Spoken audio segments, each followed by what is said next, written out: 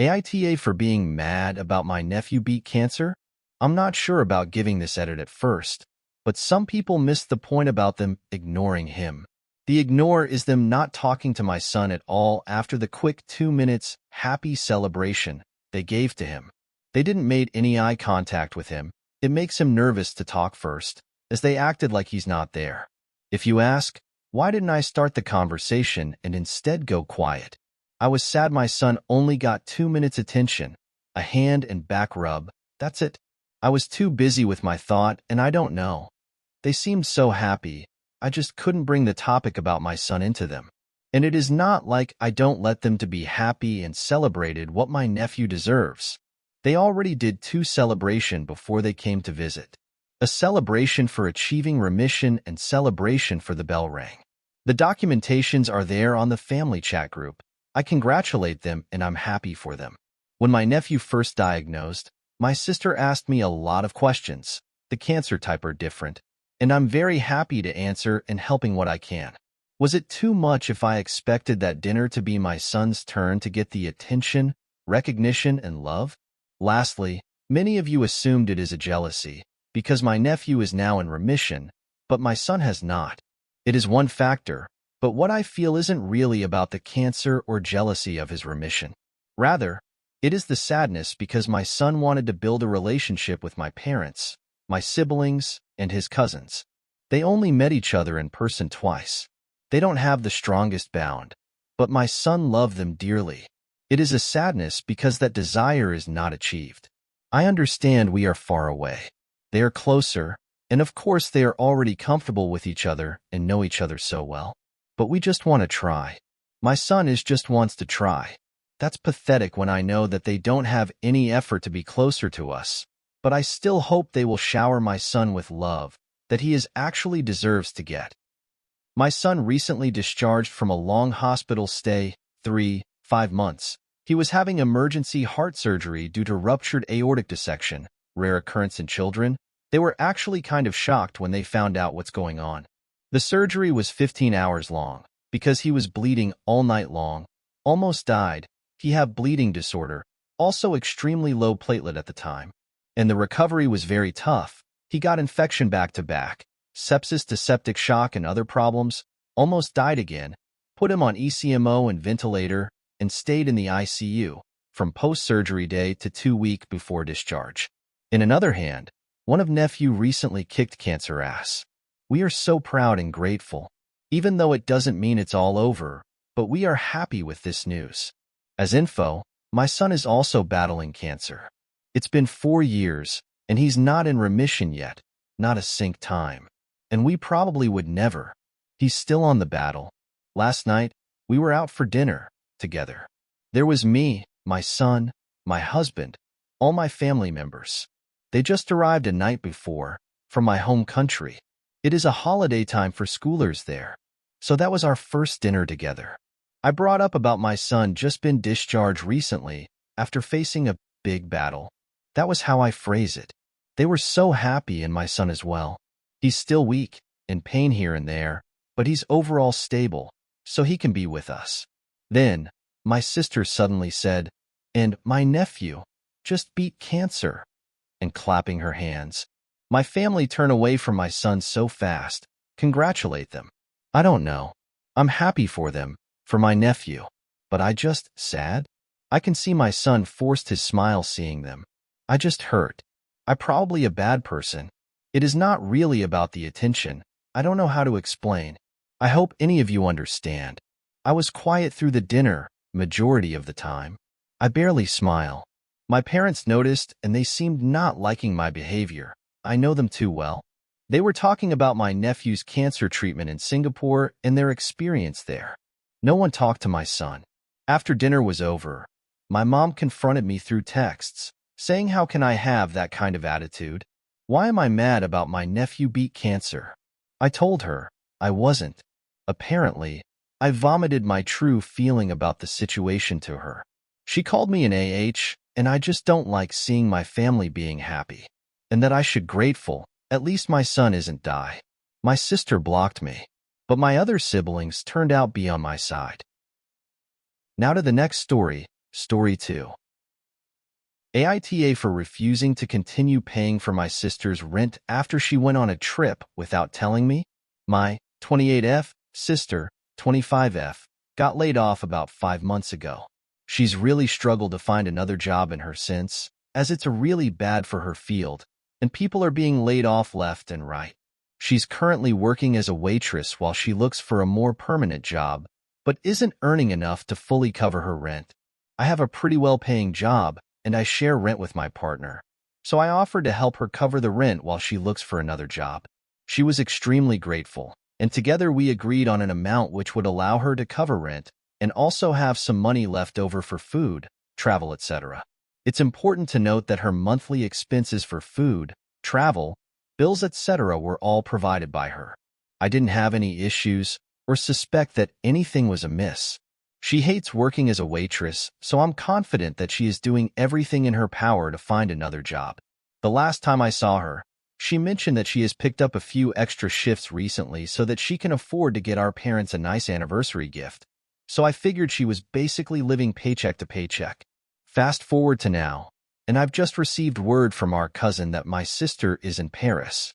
When I expressed confusion, my cousin sent me a bunch of screenshots from my sister's Instagram. My sister must have blocked me and my parents on there, because none of us could see any of her posts or stories. I was very confused, then angry, because if she is living paycheck to paycheck, how on earth can she afford to go on a trip to Europe? For context, we live in Australia, and plane tickets typically cost upwards of $1,000, and that's not accounting for food, hotels, or anything else. I was so pissed that not only has she gone on an expensive trip, she clearly tried to hide it from me. I ended up sending her a few short messages, basically saying that I knew she was in Europe and that clearly she doesn't need my help paying rent anymore if she can afford a big trip. She called me and was basically in tears begging me not to cut her off. She said that she is on the trip with her new boyfriend and that he is paying for everything. She insisted that she still needs the money to cover her rent and that she will have to move if I don't help her. I basically told her that it was her problem now and hung up, which I admit was childish of me, but I was still so mad. I don't know much about her new boyfriend, so maybe he is a millionaire or something, but the fact that she tried to hide it from me sets off alarm bells. I'll obviously have a proper discussion with her when she gets back, but for now, I'm going to block her number. Since then, she has reached out to some other family members who think I'm being too harsh and should give her the benefit of the doubt. They all seem to think I'm going to force her to be out on the streets. It's looking like this will be a whole fiasco once she gets back. I need an outside opinion. AITA? Update. Thanks for all the responses. I decided that at the very least I should let my sister explain herself, so I rang her again after I had calmed down. She said that the trip was a very last-minute thing, and that her boyfriend was already going to Europe and he offered to pay for her plane ticket so she could come along with him, and she felt that it was too good of an offer to pass up. When I asked about other expenses, she told me that he was mostly paying for everything, and she only had to contribute a small amount. When I asked her where she got the money for that, she got kind of defensive and said that she had saved some money while working as a waitress, and that it wasn't fair that I was judging her for just trying to have a break, and that's why she didn't tell me. I did bring up that he could help her pay rent, but she said that they hadn't been dating for that long, and she doesn't feel comfortable asking him. I think he comes from quite a well-off family, and she doesn't want to come across like a gold digger. I do get this. I think it would be weird to ask someone you hadn't known for that long. I do believe her for the most part, but I'm still pissed that she didn't tell me, and that she clearly did have some money saved that could have been used to contribute to rent. I'm also pretty convinced that the money she said would go towards a gift for our parents also got spent on the trip, which feels a bit scummy. I did stand my ground about no longer paying her rent, but I did agree to discuss it again once she got back. However, I will definitely ask to see her bank statements before I give her a cent more, and if it turns out she has been scamming me, then not only will I not give her any more money, but I will make her pay back what I loaned her. Next story, Story 3. AITA Stranger Danger. AITA for kicking out my mom after 4 years of her living with me, and she has nowhere to go? Let me tell you why. So, my mother has lived with me for the last 4 years. While doing so, the agreement was, she left her abusive ex, I left mine, She watches my kids. I work and pay for everything. Over the years, I have paid all bills, food, any expense you can think of. Also giving her $100 every paycheck, which I know doesn't sound like much, but that's all I can afford to give her. I also give her $1,500 once a year on my tax return. During this time, we have moved across the country and I am now a homeowner. Bills are tight. I work 50 hours a week. This has never been rainbows and sunshine. She complains at any possible moment and claims I'm keeping her from living life because she has to watch my kids and she gets fucking fed up with them. Now that you have a general overview of our situation, let me explain why I'm kicking her out. She texted me the other day saying her friend came over to ask for a ride and then left, just letting me know before the kids say something and I get mad. She says this because I have clearly explained I don't want strangers in my house. Okay, fine, whatever. The next day, I'm about to leave for work, and she tells me to say hi to him. He came over while I was getting ready and was in her room. I've never heard of this man before. She met him online. I'm like, IGDG. My mom said he would be leaving in an hour. I told my 9-year-old to text me and let me know when he leaves because I felt some type of way about him being there. I cried all the way to work overthinking about all the things that could happen. My son wasn't answering my texts, so I called. This was about 2 hours later. The man was still there. I hang up and continue to try to text and call my son for hours. He won't answer. Finally, my boyfriend makes it to my house to check on everything. Once he gets there, this man leaves to wait in my mom's car. My boyfriend says he has prison tattoos from head to toe. I'm covered in tattoos myself, so don't come at me about judging him, and that his pants were sagging down his ass and he looked like a drug dealer/user, which my mom has led me to believe she uses anyways. I was so mad. This random man was in my house with my children for hours. Once I got home, my 9-year-old tells me this man was there all day the day before as well, so she lied to me about him just stopping by, and that she took his phone and told him he's not allowed to talk to me. This keep secrets from mom behavior disgusts me to no end. I told her if she can't respect my boundaries with my children in my house, she can leave. Her response is, FCK your house, get off your high horse, I can have friends. AITA for not wanting strange men around my kids when I'm not around. I also dropped the bomb on her that I'm pregnant and don't want her involved with anything once she leaves since my children are obviously not a priority to her, and she can't respect my boundaries.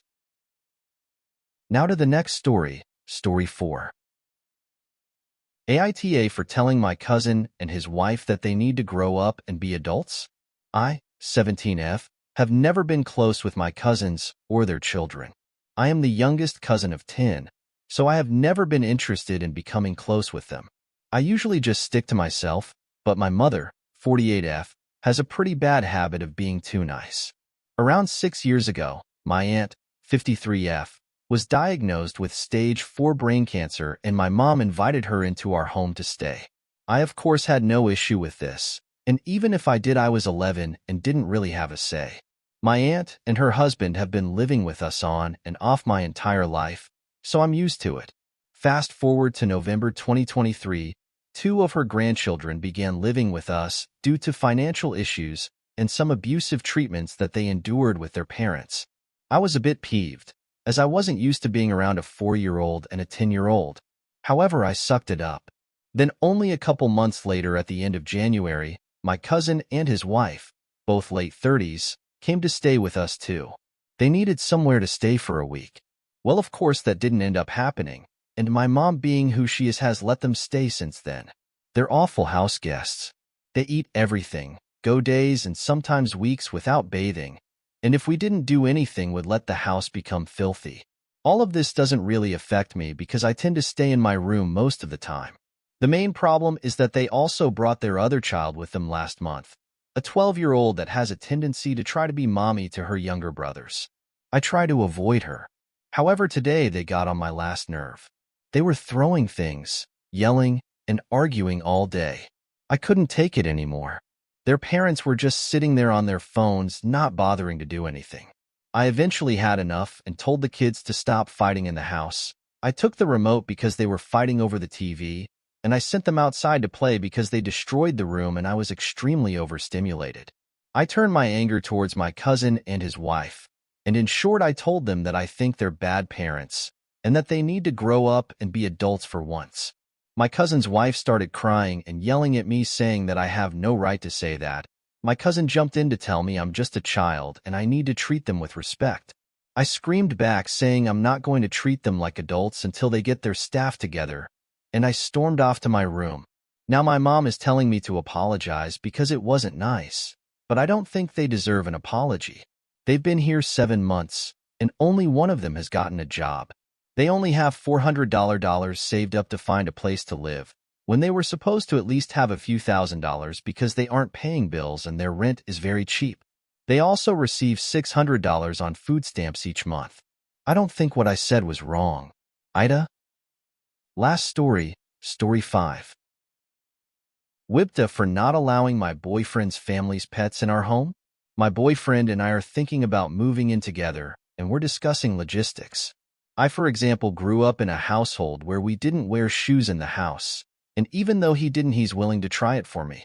One thing we can't get past is an issue with his family and extended family, who all own cats and or dogs. I visit them, play with the animals, and enjoy my time there. Their animals are not super well potty trained, and sometimes have accidents on the floor. They wipe it up, and for them it's no big deal. When they visit each other for more than a couple of hours, the guests, all part of the same extended family, bring their animals with them and they have the run of the house, getting on the host's couches, beds, chairs, whatever. The cats climb tables. There really seems to be no limit and the hosts don't seem to mind. They do the same with their animals when they visit the guests. When I asked what will happen when his family/extended family visit our apartment, my boyfriend has said this will be the case in our apartment too. I was shocked. I love these animals, but I don't like the idea of them running all over our apartment, our furniture, getting their fur on things, and potentially going to the bathroom wherever they please. My boyfriend is used to this, and for him it's no big deal. While I can't imagine allowing this to happen, I did ask if he's willing to clean up after his family. He said his family usually would wipe up any mess their pet made, though they just wipe it up with a paper towel. I would need it to be disinfected, which he thinks is overkill and something he is not willing to do. I would need to do anything beyond that myself, because he doesn't have a problem with fur or germs trekked in from the outside. I asked him what will even be the point of us taking off our shoes if these animals are going to put their feet and more on everything? Note that his family wears shoes in the house. He said most of them might be willing to take their shoes off at our door, but they would think of it as an imposition and think I was weird for asking guests to do something they might prefer not to. I understand that this is going to be his apartment too, and it's his family, but I won't be comfortable in my own home if this is allowed to happen. I don't understand why they would feel entitled to have their animals have the run of our apartment. It seems like this is the cost of entry into this family. He says he doesn't know why I'm making such a big deal about it, and that his family will think I'm a gigantic an animal hater, since the alternative would be them leaving their pets at home for long periods of time. They see the idea of paying for pet care as ridiculous. I told him I don't know why it's on me when they are the ones who decided to have pets, and he said that mentality is not what family's about. He also threw in that he thinks I'm too much of a germaphobe and should get help. AITA?